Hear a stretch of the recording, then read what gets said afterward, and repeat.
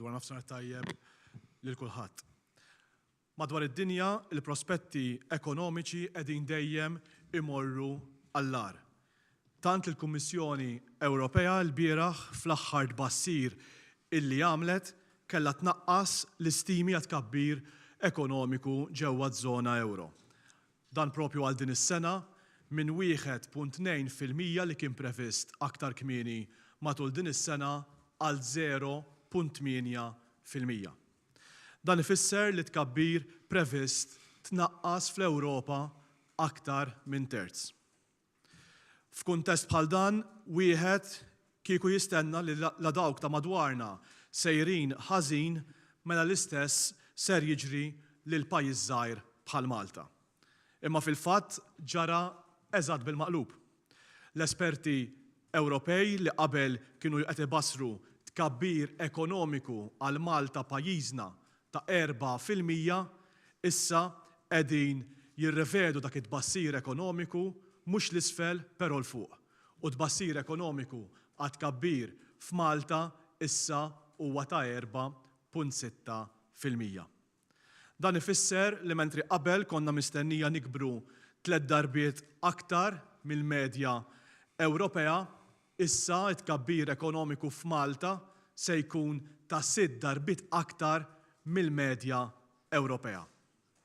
Pajjiżna is-sena li għaddiet kien dak bl-akbar tkabbir ekonomiku fl-Ewropa.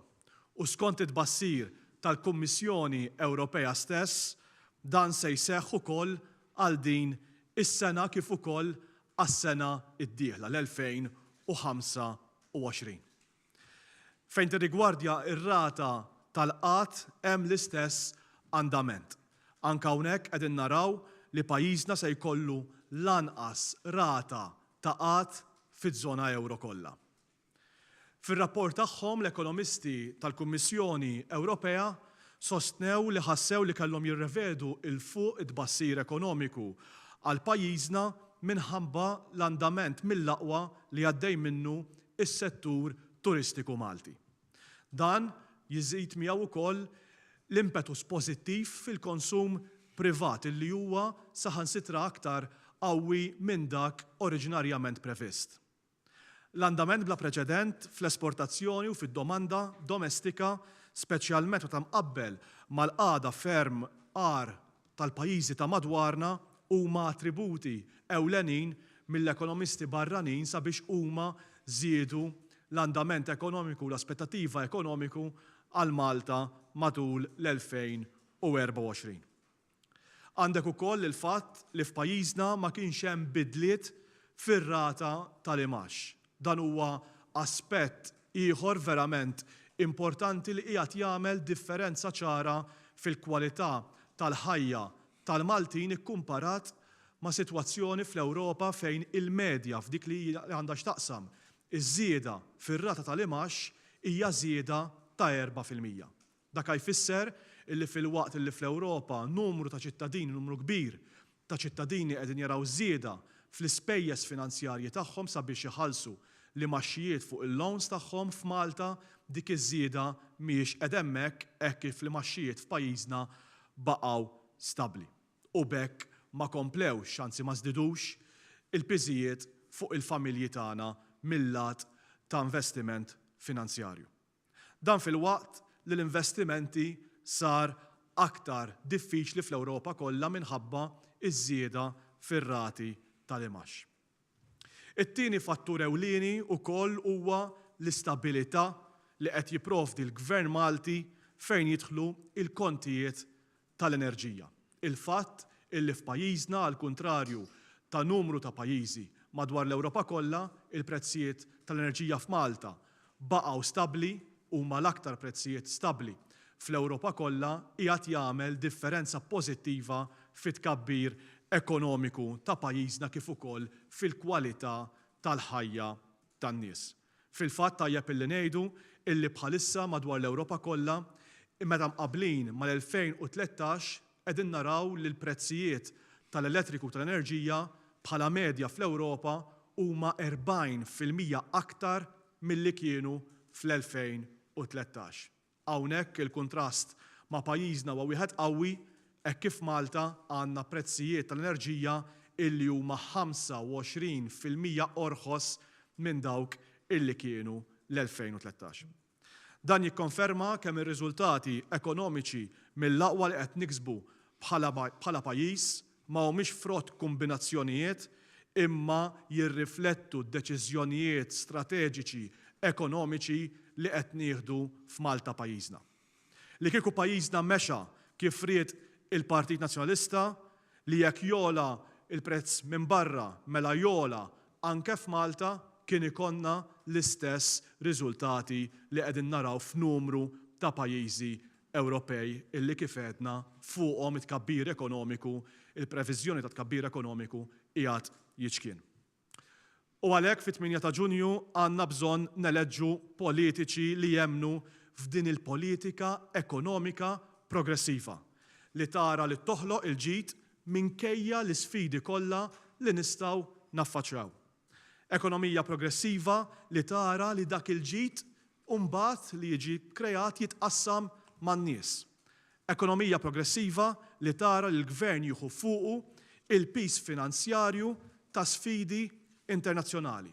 Dan sabiex nipproteġu lin-negozji u fuq kollox inwiesnu il-familji Għawċin u Maltin. Grazzi, Steve. Mentri il-Partit Nazzjonalista tal-ħin kollu għaddej jgħid li Malta qed tissemma fil-ħażin barra minn pajjiżna, dan ir-rapport tal-Kummissjoni Ewropea jindika eżattament bil-maqlub. Qed juri l-oppost. Jekk sempliċiment taqbdu u tagħmlu search tad-dokumenti li ħareġ il-bieraħ, issibu kwotazzjonijiet fosthom Malta tops the ranking with around 4% growth in both 2024 and 2025. Malta's labor market exceeded expectations. The highest increases were recorded in Malta. The Maltese economy continues to grow robustly. Inflation in Malta slowed down. Malta with the strongest growth projections for the current year.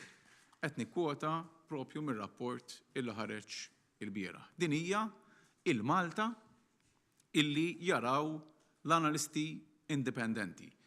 Malta pajjiż ta' suċċess. Malta fuq qudiemnet, Malta illi dejjem tinsab tikseb riżultati aħjar saħansitra minn dawk previsti. Fl-aħħar snin affrontajna sfidi kbar, sfida waħda wara l-oħra, sfidi li ħadd ieħor kien qed ibeżza illi se jwasslu biex ikissru l-ekonomija tagħna. Imma realtà li mhux talli ma kissruniex, iżda saħansitra ġejna aħjar milli konna qabel. Mir-realtà fejn qabel 2013 il-Ministru tal-Finanzi kien jagħmel previżjonijiet tiegħu u qatt ma nilħqu dawk il-miri għal realtà inversa fejn il-miri illi qed jantiċipa l-Gvern Malti kull darba tnaqbżuhom issa anke kif ikkonfermat mill-istess Kummissjoni. Dan seħħ għax kellna gvern illi ma daħħalx austerità, imma li bqajna ninvestu fin-nies, fin-negozji u fil-familji tagħna. U dan wassal għal reżiljenza kbira illi fisret illi konna lesti għal kull eventwalità u kull sfida spiċċajna dawarnija f'opportunità għall-ekonomija tagħna. Issa jkollok min jgħid illi dan ma kellux prezz illi żdied id-dejn nazzjonali hija mistoqsija illi ssir. Ir-realtà x'inhi?